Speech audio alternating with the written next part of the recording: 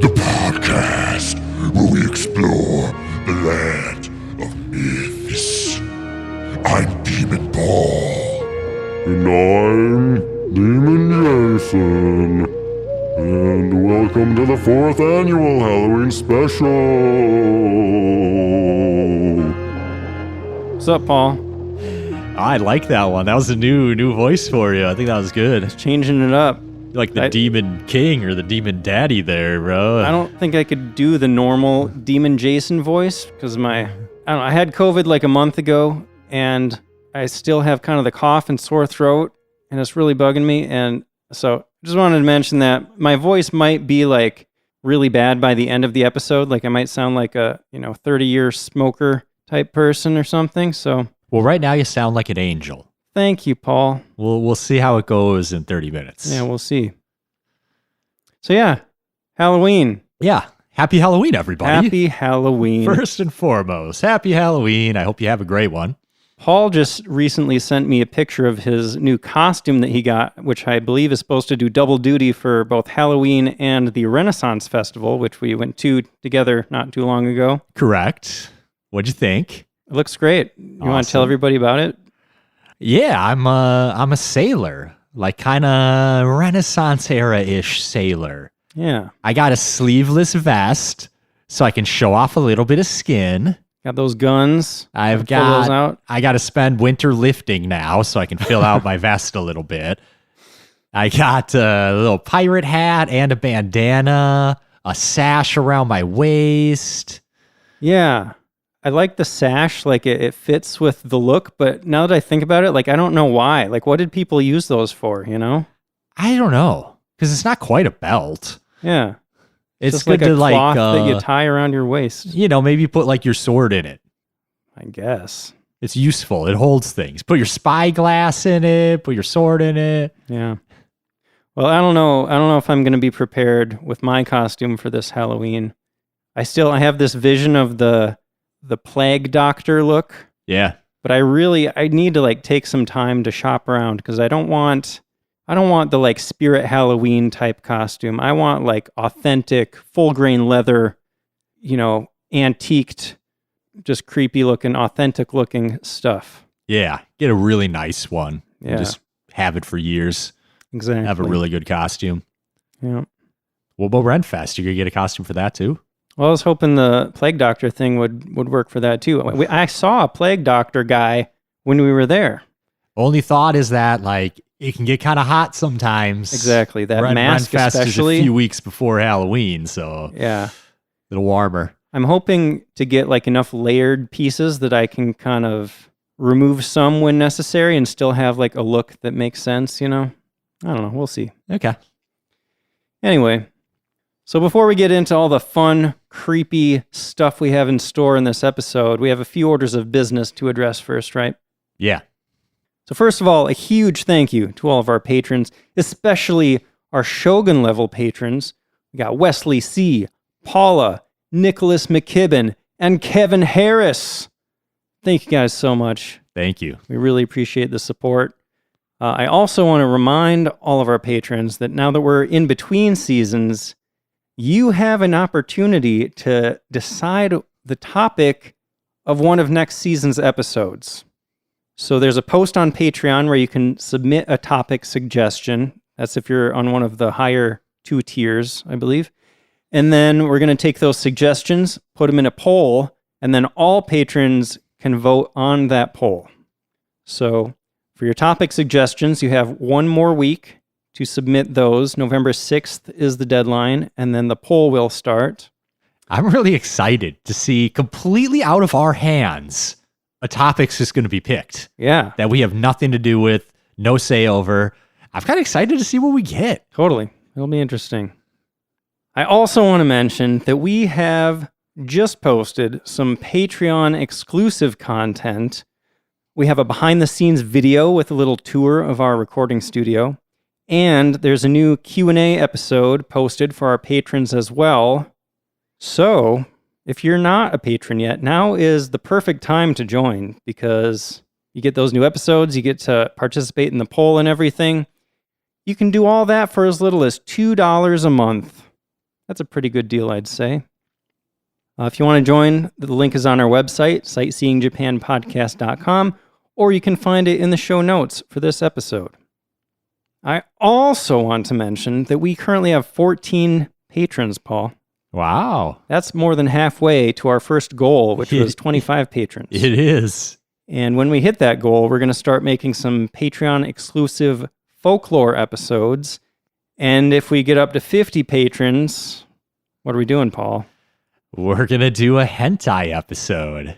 I'm actually getting excited about, I want to do that episode. Right now that I think about it, oh man, 14, we're getting kind of close to the 25. And if we hit the 25, then 50's coming. It's actually going to happen. Start snowballing, right? Yeah, wow. Okay, that'll be a fun one. Definitely. Last announcement I have is that we have set a date for when season 4 of the podcast will start.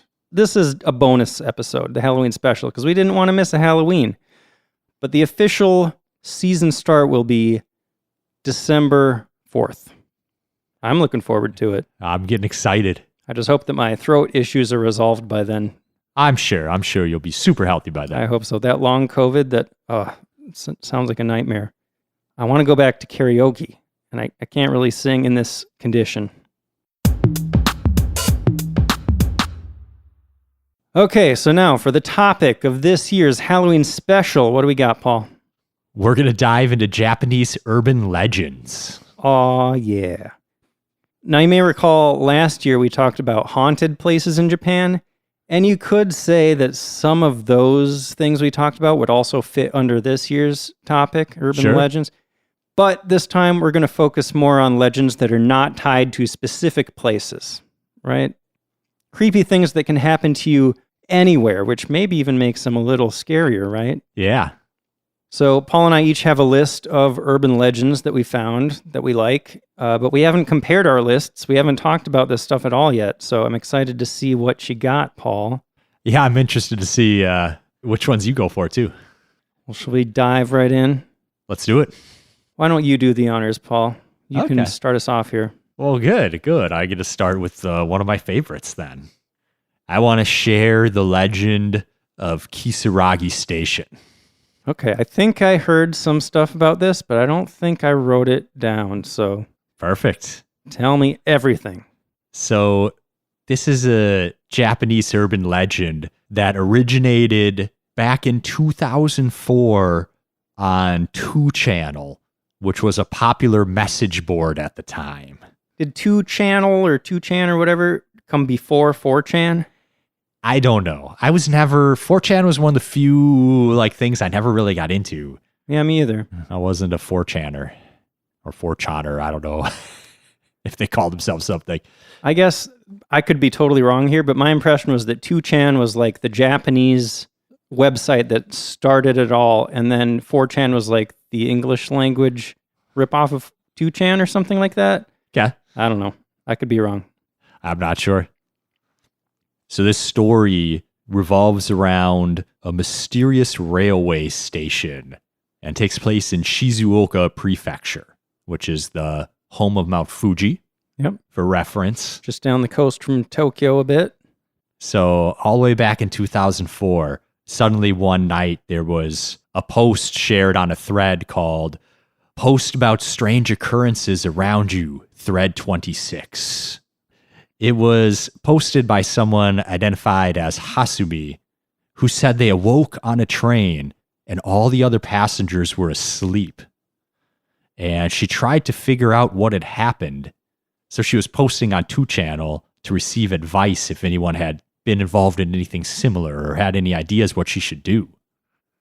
She was on a typical commute trip to work, and the train was traveling in a direction that just didn't seem right to her. But she went to the front of the train and couldn't find a conductor, couldn't find a driver. Everyone was just sleeping.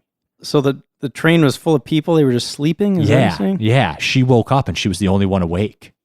Huh. So after about an hour, the train finally stops and she gets off. And it's a station called Kisaragi.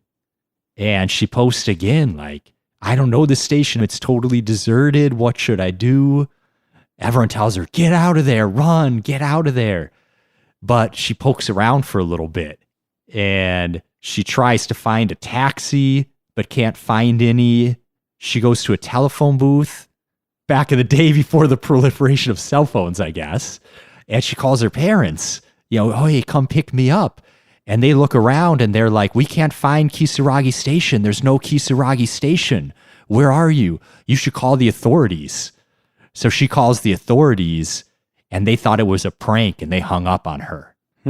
So then she goes back into the station and all of a sudden the surroundings changed and there's a bell tolling and a drum beat beating and she gets really scared and she starts running down the train tracks trying to get away from the station. This is starting to sound to me like a tanuki messing with her or something, you know? Throwing some illusions around. Maybe. Could be.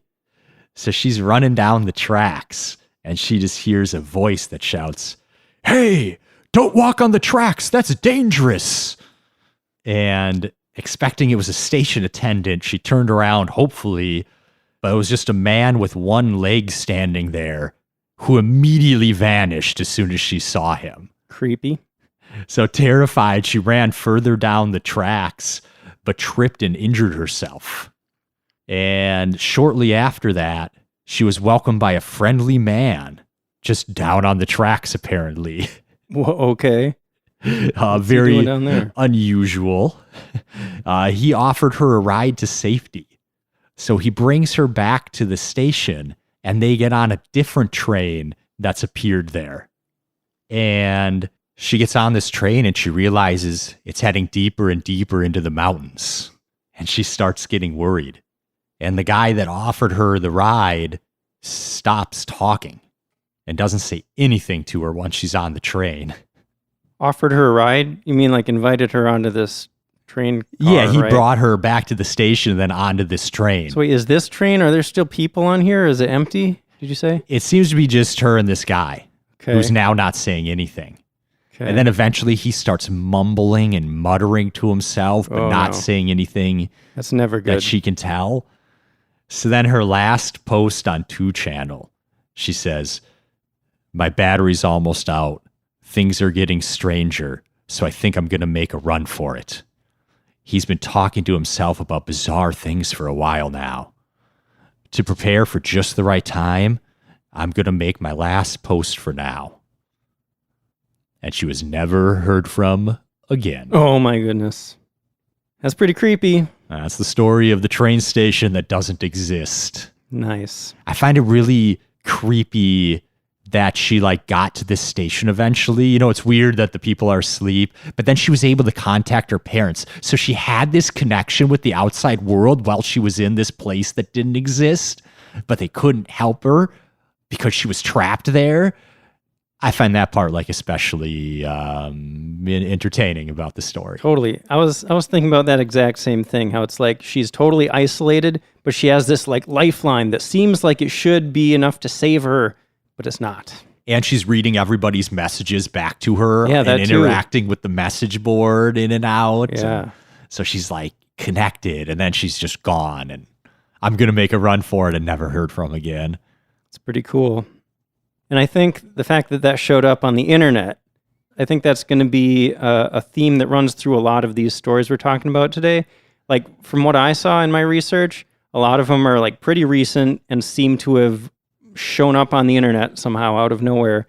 And then there are the older stories that have just been passed down orally over decades or generations even. Yeah, some of them might be hundreds of years old, and some of them are 19 years old. Yeah. I have a pretty recent one, I think, that's maybe my favorite. Okay. I don't know if I want to do it next, though. Well, which one do you want to do? It's your turn. All right. Let me think here. I guess I'll start with perhaps one of, if not the very most famous urban legend in Japan. Okay. You know what I'm talking about, you think? I have a few guesses, but one main guess, I think. It's the legend of the Slit-Mouthed woman. That was my first guess. All right. Yeah, in Japanese, she's called Kuchisake Onna, which means a slit-mouthed woman, basically. So she has slits on the side of her mouth, both sides of her mouth. Like, think of like Heath Ledger's Joker, right? That explains the name. Supposedly, she was a beautiful but very vain young wife of a jealous samurai. At least that's one of the versions. There are a bunch of different versions out there. It's a very old and popular tale, apparently, with all sorts of variations. But the idea is her husband found out that she cheated on him, so he slit her face from ear to ear and said, "Who will think you're beautiful now?" That's barbaric. Isn't it? Hey, you shouldn't have been away fighting wars for 5 years, leaving your wife all alone. Yeah. I mean, she shouldn't have cheated either, but no one's perfect. Apparently, the story, or at least this version of it, was originally a cautionary tale to warn people not to cheat. Ah, okay. Yeah. Like, stay away from the water or the kappa will drown you. Yeah.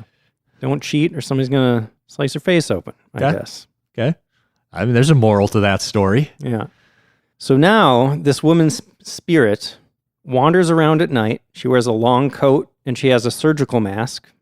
And she approaches people on the street, usually children or men, and she asks them, "Am I pretty?" But she's got like the mask on her face, so you can't see her mouth, right? So you say, well, if you say no, she kills you with a pair of scissors that she carries around. If you say, yeah, you know, you got those pretty eyes up above that mask. Those are some pretty eyes. Yeah, you're pretty. Then she removes the mask, so you see her disfigured mouth. And she says, "How about now? Am I still pretty?" And again, if you say no, she kills you. If you say yes, she'll take those scissors and slice up your face to match hers. Oh. Yeah. Better than dying. True. There is a way to survive and not get cut up. Okay, I need to know this. The only way, from what I saw, is to just say that she looks normal or average. Okay. And then she gets, I don't know, confused, I guess, and Okay. can run away. There's another version of the story. This made absolutely no sense until I read a little thing that kind of made it make a little bit more sense. But they say that you can save yourself by chanting the word pomade 3 times. I did see that too. I don't know where that comes from or what that... You didn't see any explanation of that? No, I didn't. I found one source that like tried to explain why that maybe makes sense. Okay. So in this version, she wasn't disfigured by a jealous husband. She was disfigured by a botched cosmetic surgery. Okay. And the doctor that performed the surgery had a lot of pomade in his hair. That's what they said. Okay. Yeah. All right. That's a weird little twist on it. But Yeah. so I saw one source that claimed that this legend dates back to the Heian period. Yeah, wow. Do you see that too? I did, yeah. That's like 1,000 years ago. Yeah. That's crazy. But then I saw another source that said it was from the Edo period, which is only like 400 years ago. And the source that seemed most credible to me, seemed most academic, said that this legend originated in the late 1970s. So That's, I think, the earliest they can like find it in print. okay. Like it's definitely at least been around since the 70s because they have like newspapers or magazines with a story in it. But maybe like the age of the legend is part of the legend itself, you know? Yeah. Who knows? But yeah, either way, it was definitely a big thing right around 1979. I saw that there were a bunch of like eyewitness reports at that time. People said they saw her. Yeah. There were so many reports that they actually increased police patrols and children were escorted home in groups Oh my. in response to the reports. Isn't that crazy? Maybe it was like, remember that clown thing from like 10 years ago? Yeah. Where there were people just dressing up as clowns walking around at night scaring people? Yes, I remember Maybe that. like all these like young women just like put on a mask and like went out walking around holding a pair of scissors Yeah. just like to troll everybody. Maybe. I saw her. Could be. It does fit well with modern day times. Like a woman wearing a mask, no one would think twice about that right Oh, now. Man. During the pandemic, it would be like, she could be anywhere. Yeah. There's still a ton of people wearing masks. Yeah. And it's like the Joker face, like cut like cheek to ear. That's kind of like a look that's been in popular culture recently. Yeah. I don't know. Interesting legend. It does make me think, so you confuse her to get away. Do spirits keep up with lingo? It's a good You know, question. if she's from the 70s or whatever, you got to tell her she's like looks average. Like, oh yeah, you look good. She takes off the mask. I just imagine like kids these days being like, you're mid. And she's just like, what? Huh? On God. And then she's just confused and they just like walk away, not even realize that they just escaped death. Yeah. Like, what are the kids up to these days? I don't understand a word they're saying. If your spirit lasted for 1,000 years, you might not understand anything anymore. Yeah, language changes a whole lot. I wonder if there are ghosts walking around speaking Old English and everybody's just like, what the heck are you even saying, man? Yeah, ghosts eventually have to retire. They can only make it for a few hundred years before they get out of style. Yeah. Maybe there's an expiration date where it's like, well, if you didn't finish your unfinished business by now, we may as well just let you go. Yeah.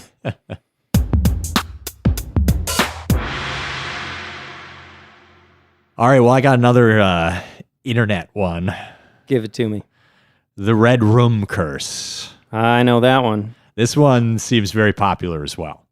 It's another internet-focused story that starts with an ominous pop-up.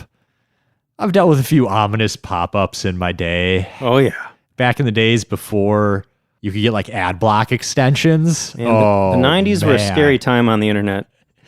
You try to look at boobies one time and you gotta like X out these browsers like your life depends on it as these pop-ups are coming up. Paul, can I share a quick story with you? Just real quick. Sure. I have this vivid memory of like, so, I've always been interested in like horror type stuff, right? I remember as a kid, I was looking up The Exorcist, the movie, because there's like a whole bunch of, there's like a mythology around that, like, oh, so many people died during the making of it and it's evil and all this stuff. Yeah. So I was Googling that.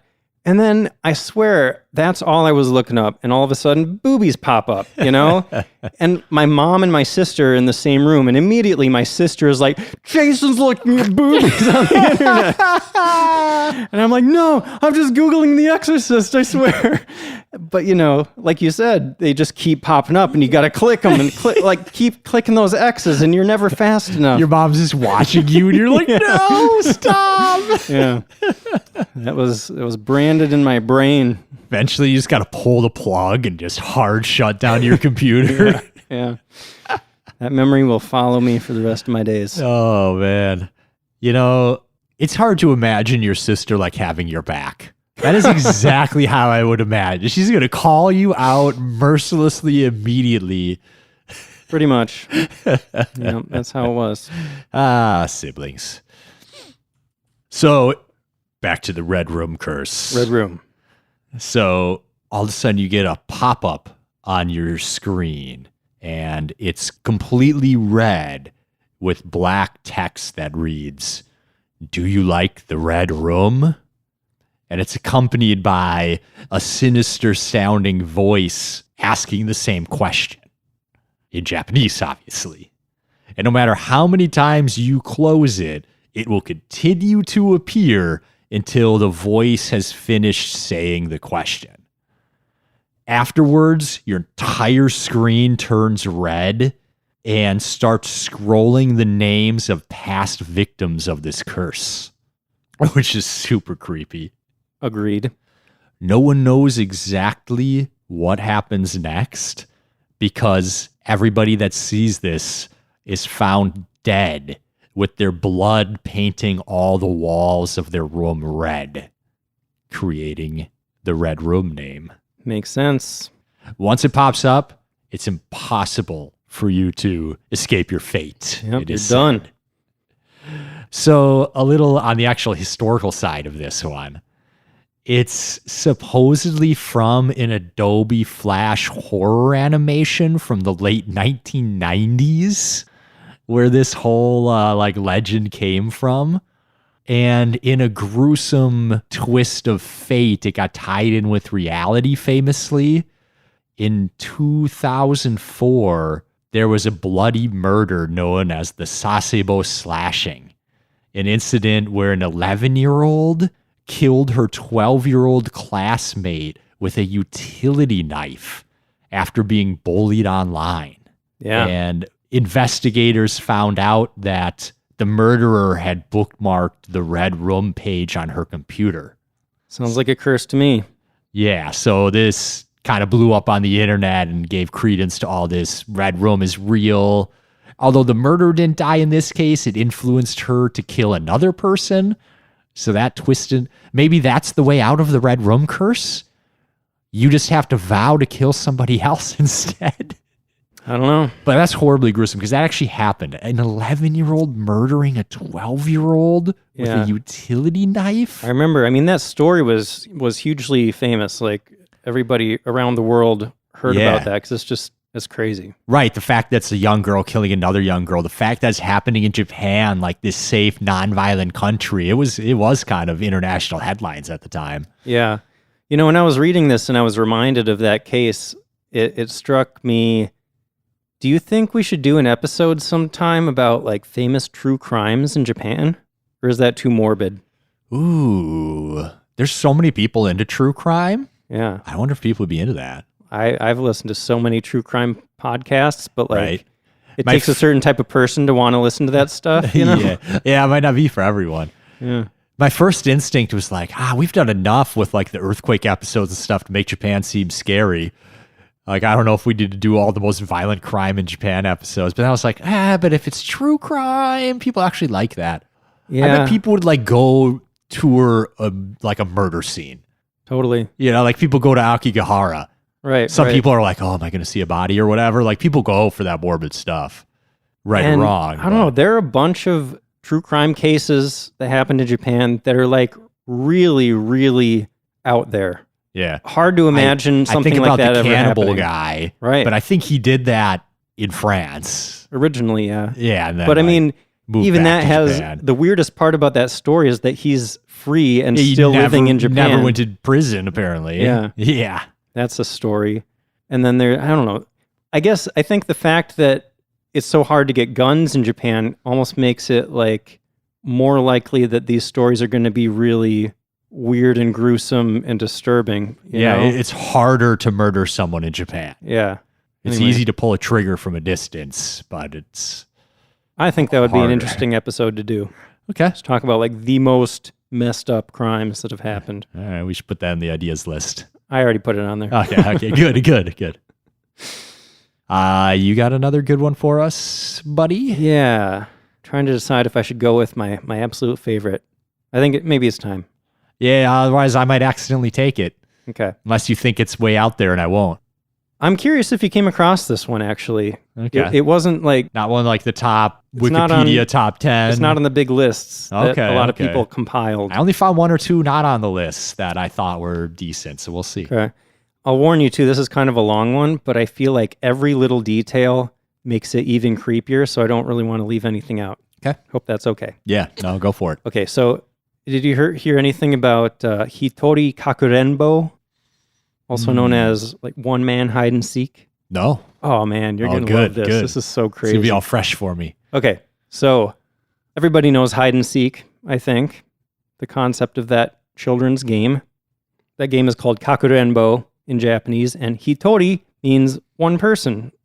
So Hitori Kakurenbo is playing hide and seek by yourself.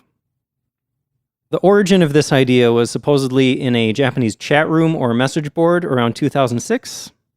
Somebody supposedly tried this and posted live updates about it. Okay, so to play hide and seek by yourself, there's some supplies you need to gather, okay? You need to get a stuffed animal with limbs. Okay. It shouldn't be a human doll, though. It needs to be like non-human. Okay. You need some uncooked rice. You need a sewing needle and red thread. You need to get a blade or a knife of some sort, a glass of salt water or sake, nail clippers, and you need to have a TV in your house or in the room. You'll see where the TV comes into play. I don't know where any of this stuff is going to come into play. That seems like a wild list of things. Right? Yeah. Just you wait. This gets crazy. Okay. Okay, so once you have all your supplies, then you need to do some prep. And you have to do your prep before 3 a.m. because the game starts at exactly 3 a.m. Okay? So first, you take your stuffed animal. You have to give it a name. But you can't give it your name. And you don't want to give it the name of somebody you know. Like, you need to just make up a name. Jason. No. Oh, no, not sorry, that. sorry. That's you're putting me in danger, Paul. Just call it Fluffy or Cuddles or like some cutesy. Peter. We'll call it Peter. I guess, as long as my Roomba doesn't end up haunted. That's his name. Anyway. Okay, so once it's got a name, you cut open the stuffed animal, you pull out all the stuffing, you replace the stuffing with the rice. Okay? Rice is sacred in Shinto tradition. Mm-hmm. And so this is supposed to imbue this thing with spiritual power. That's the idea behind the rice. Okay. Along with the rice, you need to put in some of your own nail clippings. Okay, that's what the nail clippers are for. Okay. Apparently, you can also use hair or saliva or blood instead, but those might make it more dangerous. Okay. You're putting, a piece of yourself into this thing, but you don't want to put too much of yourself into it, I guess. I'm going to go straight blood. I like living wild. All right. You go for it. We'll see what happens. So once you've done that, then you use the needle and red thread to sew the thing back up. Okay. And then you wrap the remaining thread around the doll, like the long end that is left over. Okay. So apparently the rice symbolizes human organs, and then the red thread symbolizes blood vessels, and the thread helps bind the spirit that you're going to bring into this stuffed animal. Okay. Next, you need to fill a bathtub or a wash basin with water. I think we've talked before about how watery places are supposed to attract spirits. And then you turn off all the lights in the house. You turn on the TV. This kind of reminded me of The Ring, the movie The Ring, or Ringu, the Japanese version.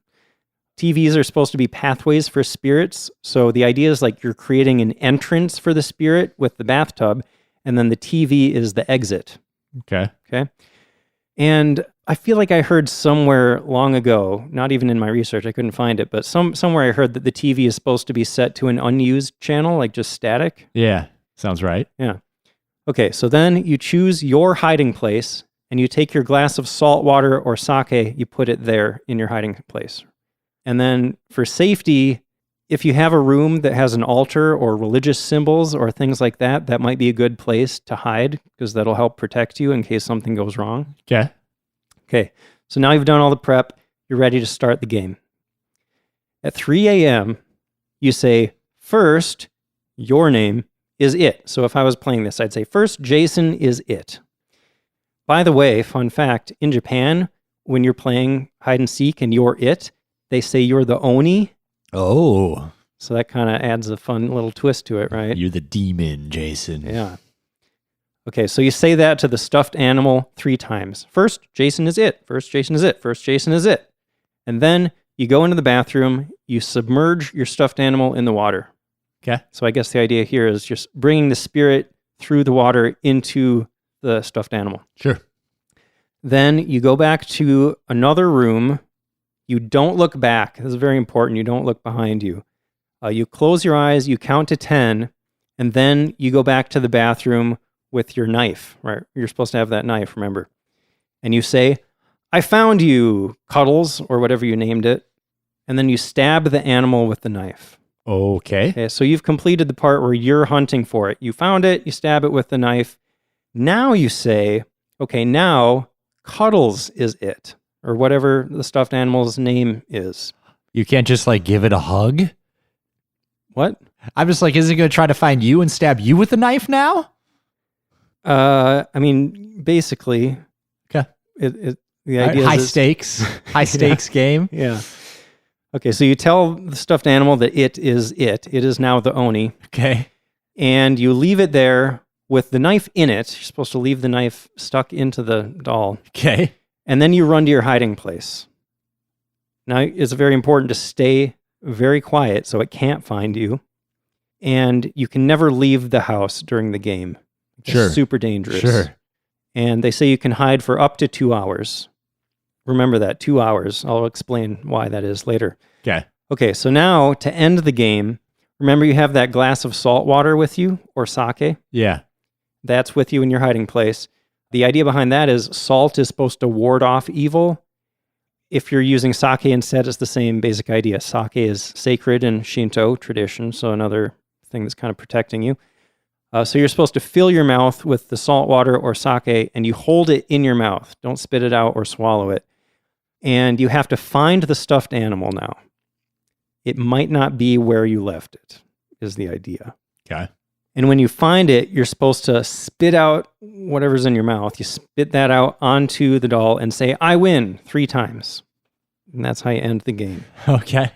Pretty creepy, right? Or it wins. Yeah, basically. If it finds you. Yeah. So there are a bunch of like people's firsthand accounts of this online, and people talk about all the creepy things that happen to them. People streaming their own death by spirit. Yeah. So here's some of the reports of like what happened to these people. Some people said that the stuffed animal moved from its original location, of course. Strange images or faces appeared on the TV. Someone heard rice grains falling to the ground as they were hiding. Like the thing is roaming around, dropping rice. Yeah. They heard other sounds like tapping or knocking sounds. Some people heard ringing in their ears or felt chills or severe pain, even though they weren't injured. They were just sitting there. Wow. Some felt like someone or something was watching them. And some noticed that the TV turned itself off. Oh. That seems scary. I mean, that's supposed to be the exit for the spirit, right? Yeah. The TV is off. It's just stuck in your house. Maybe it turns off if they exit through it. Oh, maybe. Maybe, yeah, that would make sense, I guess. Or they're like, "I'm not leaving without you." Yeah. They just turn it off. Maybe. So I have some guidance to stay safe. I found some tips on like best practices, we'll call it. So you're supposed to follow the rules exactly. Don't veer away from those. Don't give up halfway through. Yeah, no. It's like using a Ouija board, right? You can't just like walk away and just like, okay, now there's a spirit loose in my house. Yeah. So the 2 hours thing, the idea is that if you leave a spirit in the stuffed animal for more than 2 hours, it might not leave. It might just take over that thing and you're never going to get it out again. I said, don't leave the house. So that one already. Keep the lights off. Do this when you're home alone, because if anyone else is in the house, you're putting them in danger. Yeah. Even pets, you're supposed to put pets outside if you're going to try this. They might start freaking out, or they could even like end up messed up. Like after you end the game, your dogs just start acting weird, you know? I just imagine coming out of my room and like my roommate's hiding in a corner and he's like, "Oh, bro, I summoned a spirit. I'm hiding." I'm like, "What are you doing?" Yeah. You didn't tell me? I could have gone to a movie or something while you were doing this crap. Oh, and then when you're done, they say burn the stuffed animal. And some people said to even cover it with salt when you bury it. Just to make sure it's not going to come back for you or something. Sure. Yeah. Wow. That is super creepy. Right? I love it. And I don't think I mentioned too, like I said, it's not supposed to be human shaped. It needs to be like a stuffed animal with limbs. Yeah. Because if it's human shaped, then the spirit might just take it over and be like, well, this is my body now. Yeah. You know? Yeah. Pretty cool, right? That's super awesome. There's so many cool things about that one. Yeah. One thing that I thought that I had was, you hide near your like shrine for extra protection. I just imagine the thing finds you in your dumb hiding place, and like your like grandpa's got to come out and like scare the thing off. I just imagine my grandpa's spirit turning back to me like, "What are you, dumb, son? Yeah. What are you summoning a spirit for?" You got all your ancestors coming back just to fight off this spirit. And then they just look back at you so disappointed. It's the end of our family line right here. Yeah. So yeah, that's my favorite. I can see why. That was great.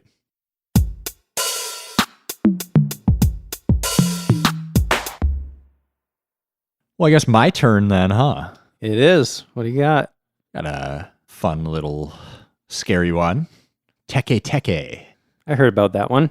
Yeah, this is another pretty prevalent one, it seems. Another one to do with trains as well.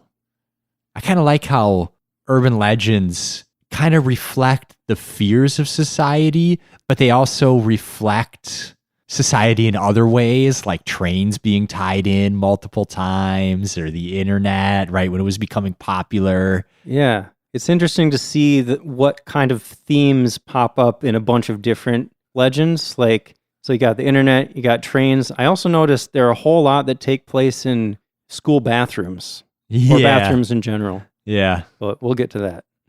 So Teke Teke is the ghost of a woman or a schoolgirl who fell onto a railway line and was cut in half by the oncoming train.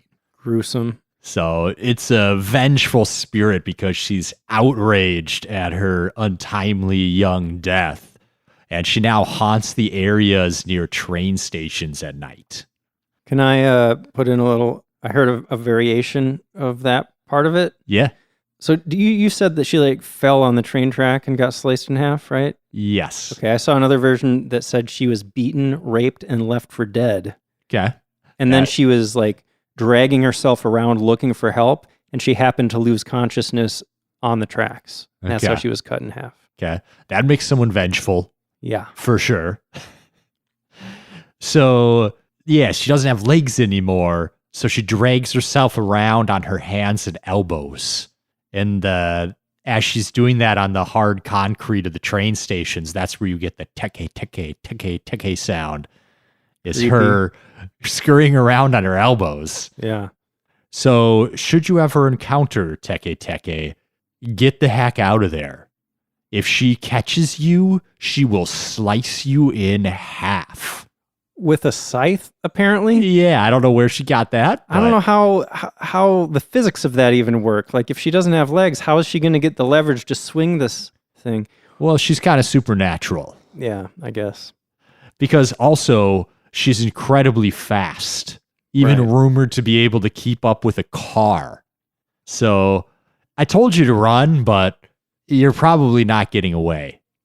My only thought on this one is, ooh, I better just run a little bit faster than the next person. Hope there's someone else around that I can outrun. That's pretty much probably your only way to get out of this one. Yeah.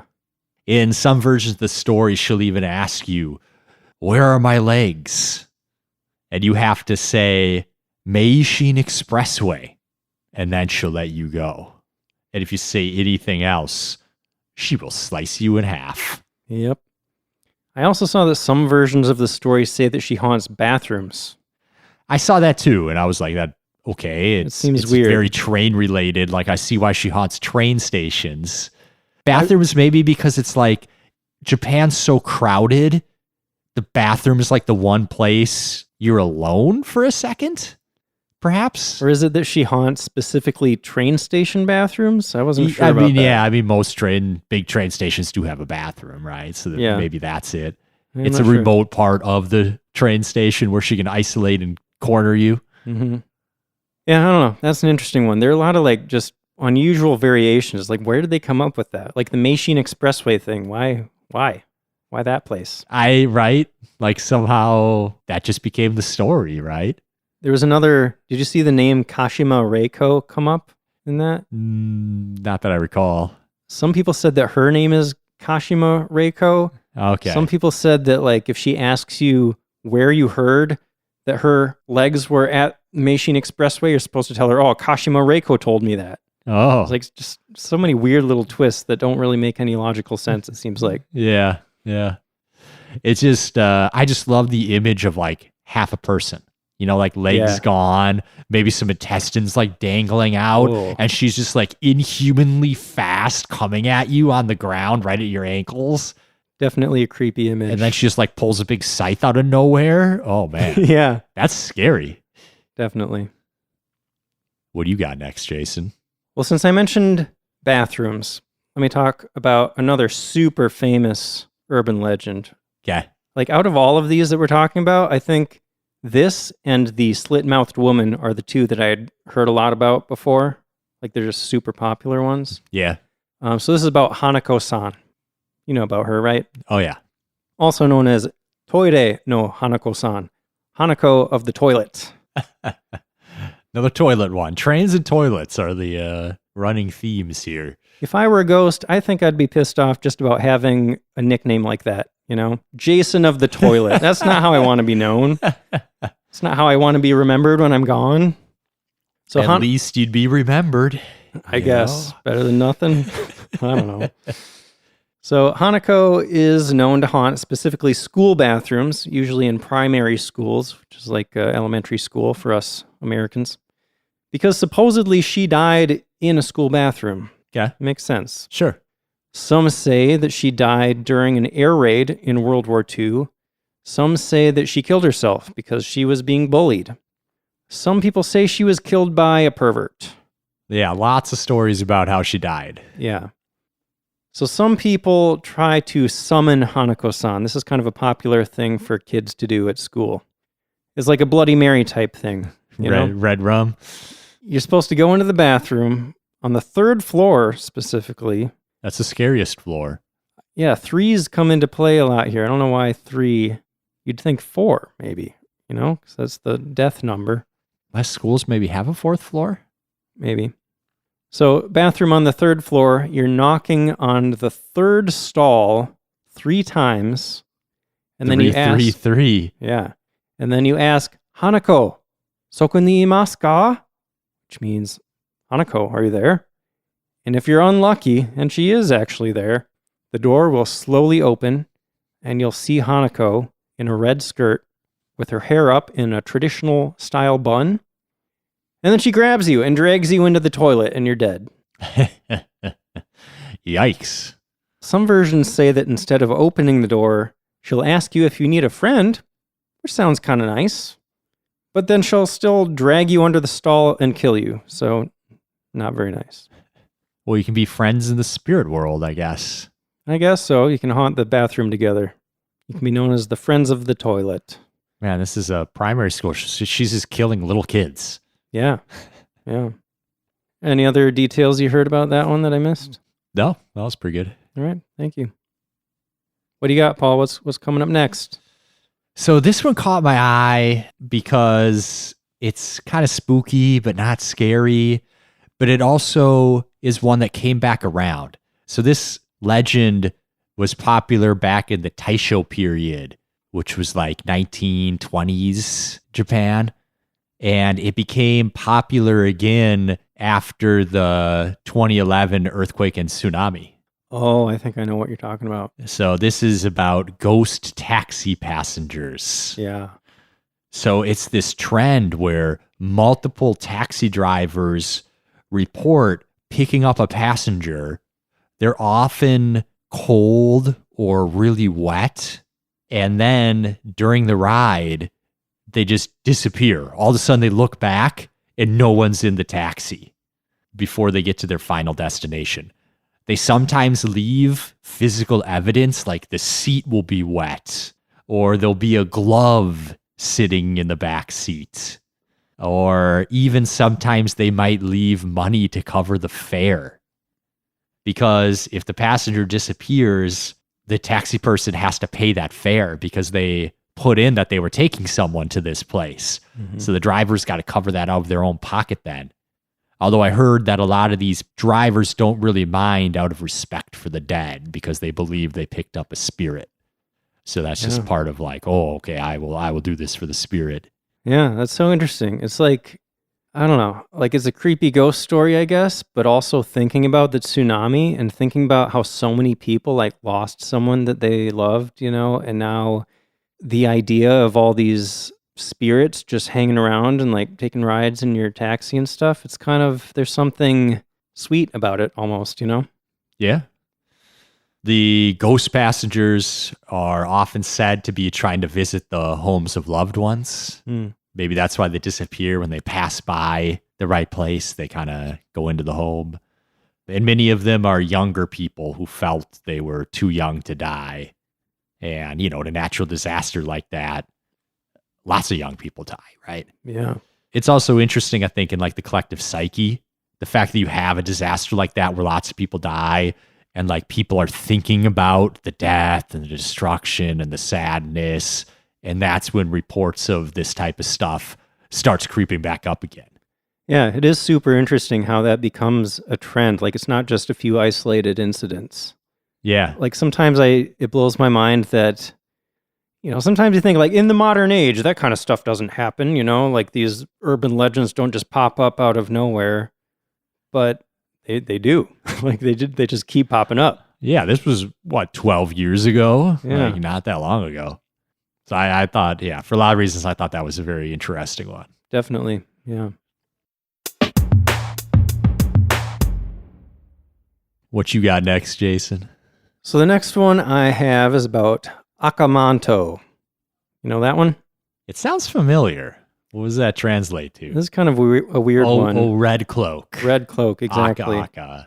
Before I get into this, I want to point out, I thought it was really interesting. One of the themes that keeps popping up in a lot of these urban legends is that the spirit asks people something. You know? The slit-mouthed woman, she asks you if she's pretty, right? Yeah. The Teke Teke asks you where her bottom half is. Yeah. Right? This is another one that asks you things. It's also another one that haunts bathrooms. Okay. So, Red Cloak, Akamanto, this is a male spirit who haunts public restrooms or school restrooms, especially the last stall in women's restrooms. I don't know what he's doing in there. I did think it was interesting that it was a male spirit this time haunting women's restrooms, or exclusively, apparently. Right. Then you're all right. Just go to the bathroom with no worry. All these stories so far are taking place in women's restrooms. Yeah, that's weird. What are you doing in there, dude?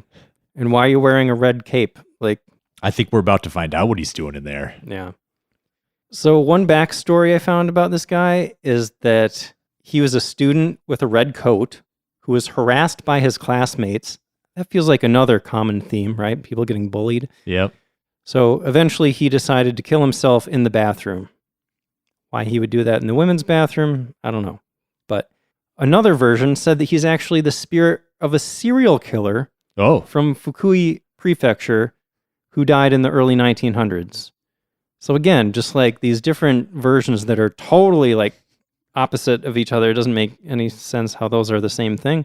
He's just got an unfilled total. He's like, no, I need to kill more before I can rest. I guess. So yeah, he's got that red cloak. I also saw he wears a white mask. I saw some sources even calling him handsome. Okay. Although how would anyone know that if he's wearing a mask? I don't know. Right. So the idea is, as you're sitting on the toilet, what he does is he asks you if you want red paper or blue paper, which again, this makes no sense to me. Where are people finding colored toilet paper? I've only seen white toilet paper, you know? Well, he's got access to the spirit world. They must have colorful toilet papers in the spirit world. Oh man, I didn't think of that.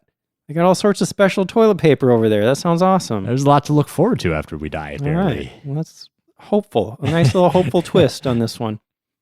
So he asks if you want red or blue. If you say red, he'll slice you up and you'll die of blood loss. Okay. If you choose blue, he strangles you or drains the blood from your body. So there's a certain logic to that part of it. You know, red, you get all bloody. Blood is red.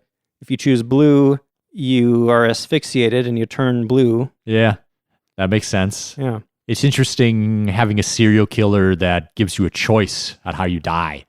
That's kind of like a new serial killer twist. I guess.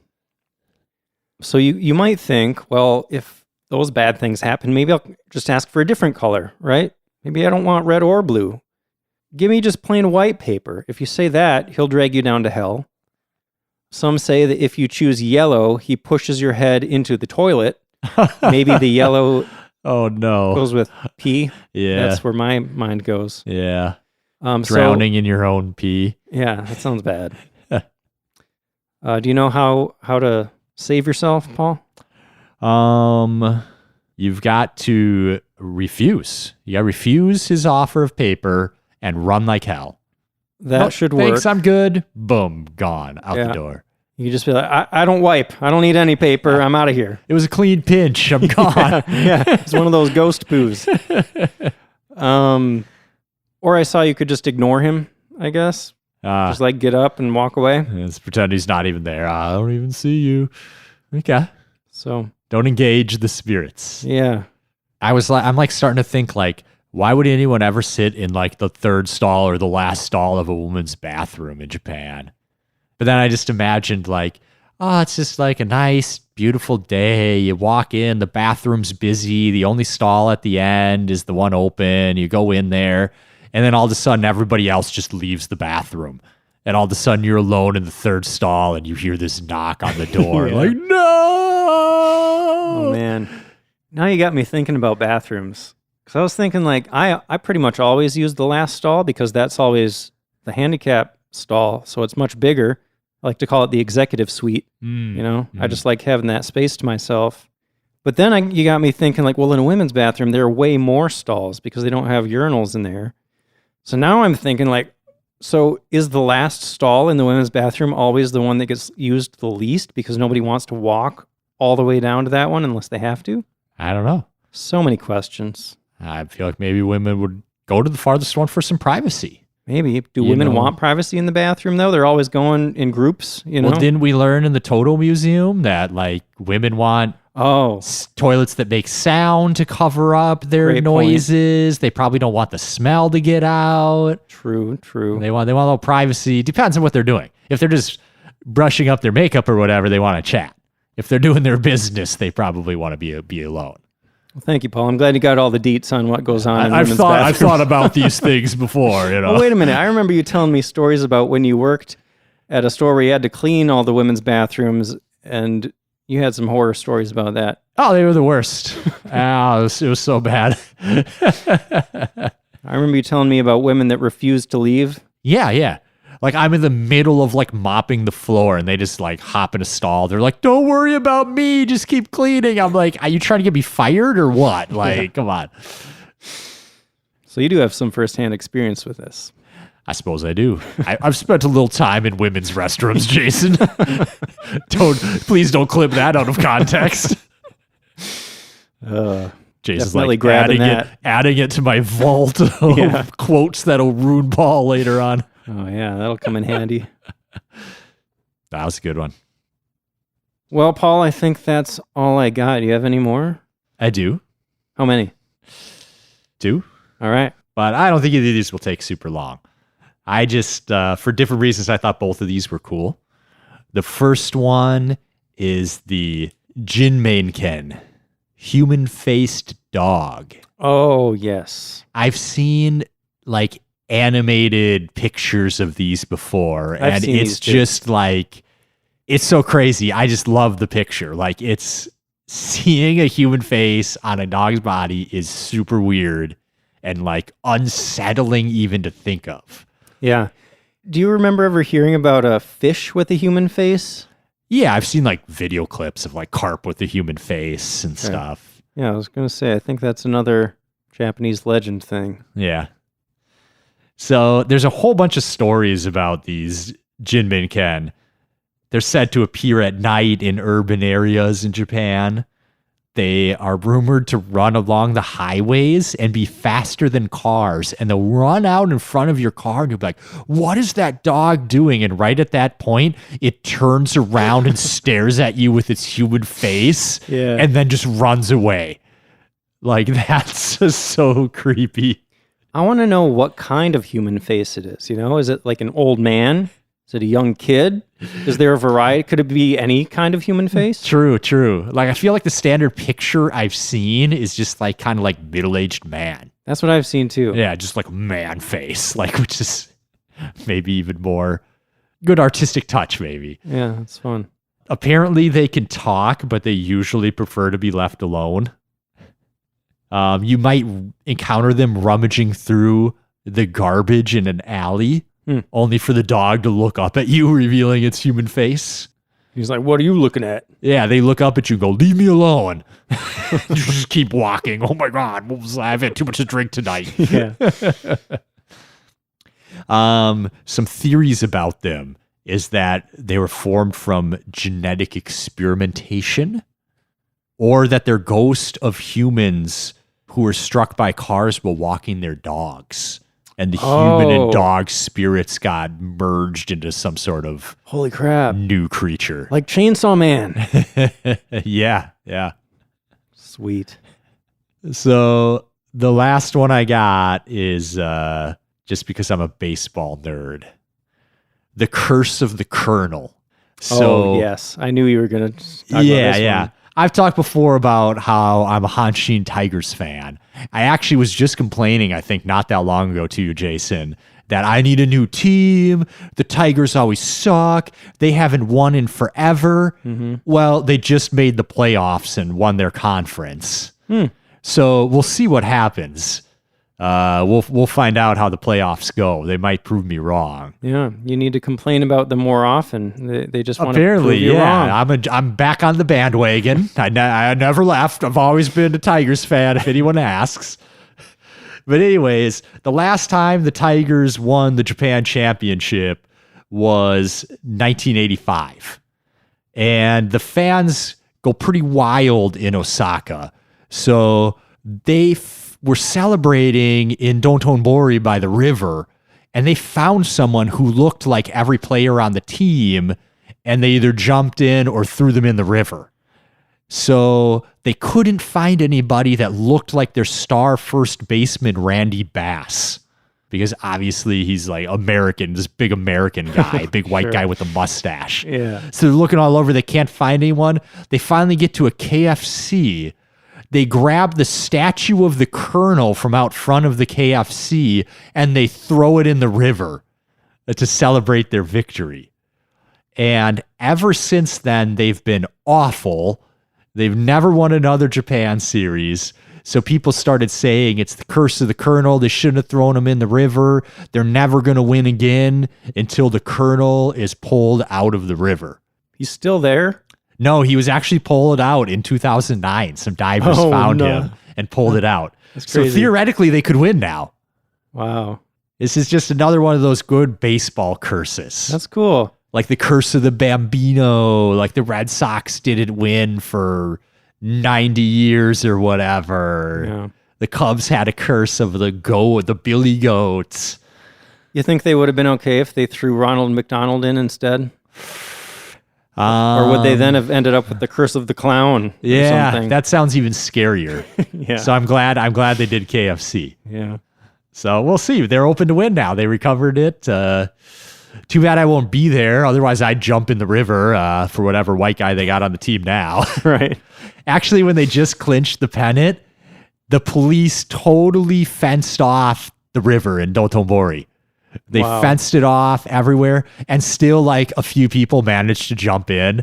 There's these great photos of this huge crowd and like these guys like solo diving from like way high up into the river. Wow. They also raised the level of the river a few feet to make it safer for the people that were going to dive in so that they didn't hurt themselves on the bottom. Man, that's planning ahead. Yeah. They get a little wild in Osaka.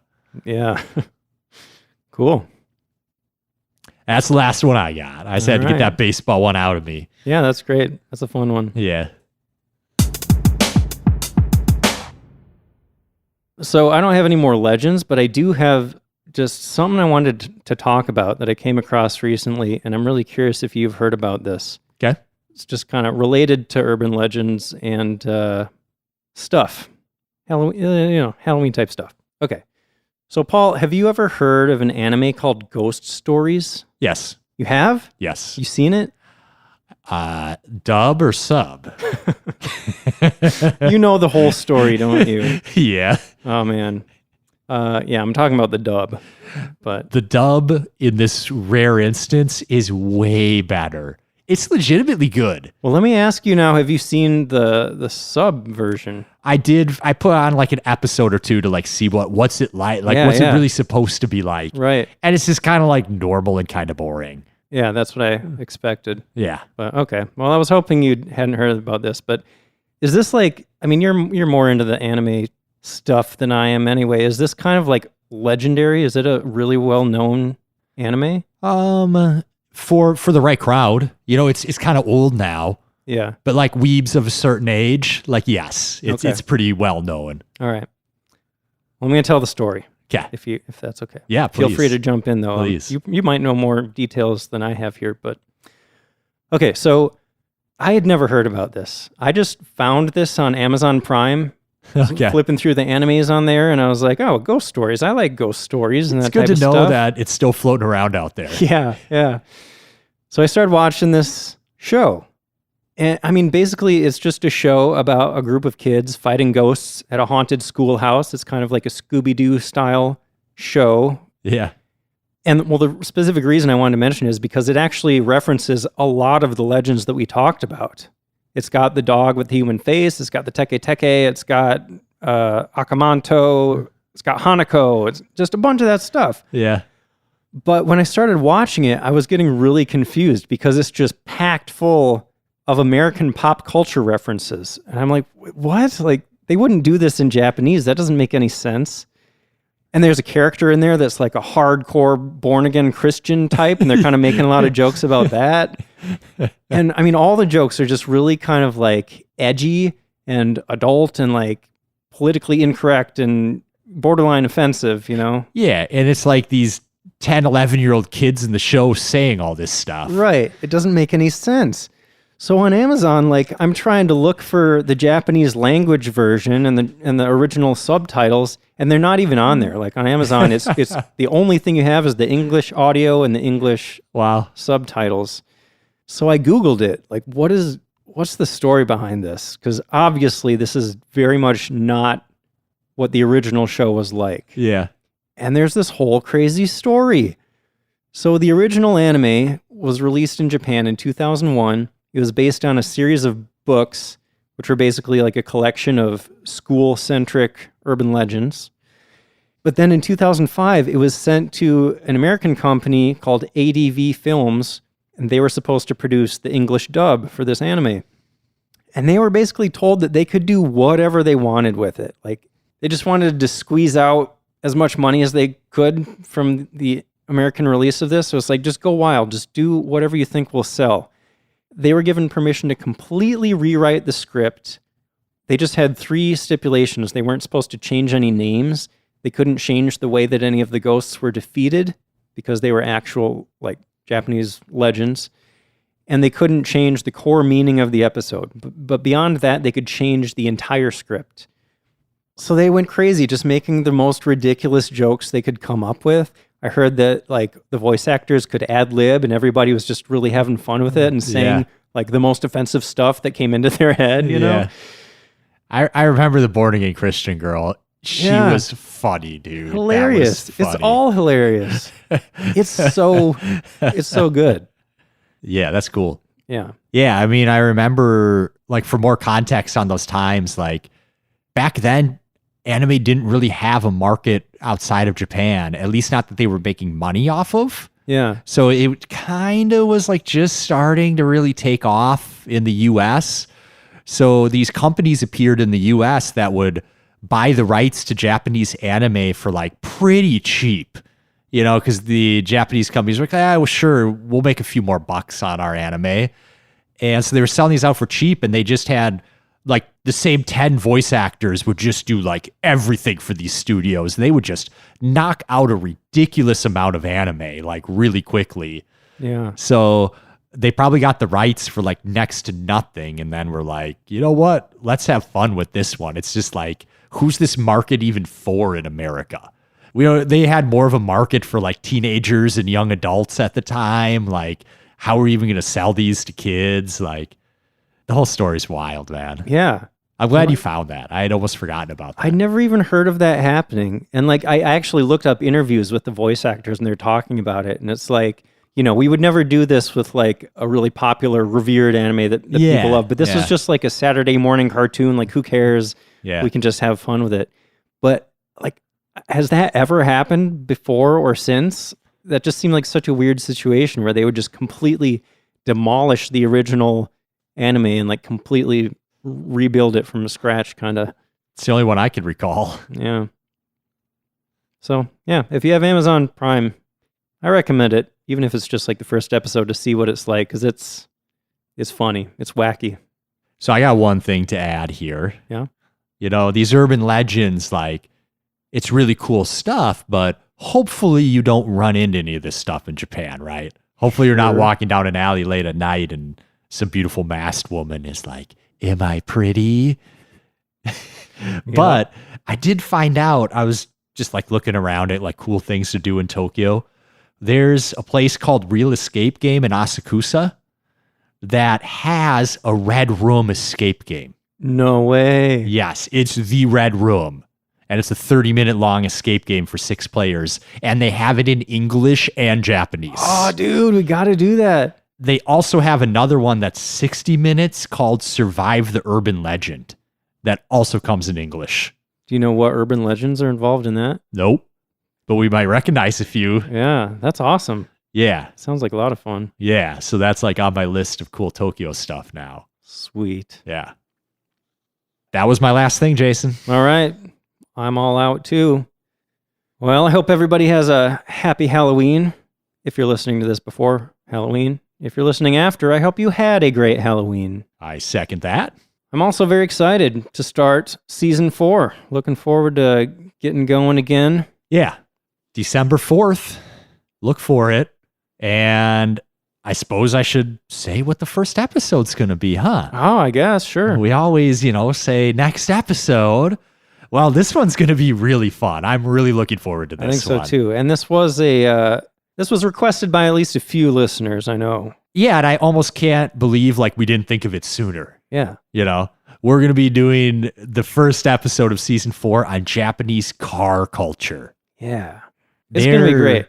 Really, despite the great train infrastructure, there is a deep and passionate car culture community in Japan. Yeah, and they have really unique cars. They actually make cars in Japan that you can't really get outside of Japan in a lot of cases.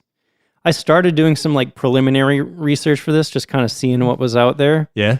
There's a lot of interesting stuff. That's I awesome. was surprised at all these fun facts I was finding. So yeah. Japan's really good at creating really in-depth, interesting subculture groups. For sure. There's lots of really, really deep subcultures in Japan. Yep. Well, that will be fun. Where can people find us, Jason? Well, you can find us at our website, sightseeingjapanpodcast.com. We're also on Instagram at SJP Podcast. I've been kind of changing things up a little bit, trying to add a lot more stories on there. Just interesting stuff related to Japan or Japan travel stuff. I've been seeing those. That's really cool. Instagram's got a lot of Japan travel stuff. Definitely. On it. That's really cool stuff. Yep. How's Twitter going? You're also on there. Twitter's a weird place, but I'm having fun. Wait, it's not Twitter anymore, right? Yeah, X, I guess. Yeah. He scrapped the titter idea, I guess. I don't know. I'm still confused. I feel like you still tweet, but the app's called X. Yeah, that's weird. You make a post, it's still a tweet. Yeah. But they should call it Xing. You're tweeting on X. Or having X. Yeah, I don't know if that get filtered out of too many safe search. Yeah. How do I X? But it's fun. I think I'm going to start posting a lot more just random Japanese facts I come across in my research. Cool. People seem to like those. So when I find a cool one, I'll share it with all you. Nice. What's the username there? At SJP Podcast. All right. Same as Instagram. Mm-hmm. Cool. Well, come check us out. We'll see you in about a month for season 4. Thanks for listening. We'll see you then.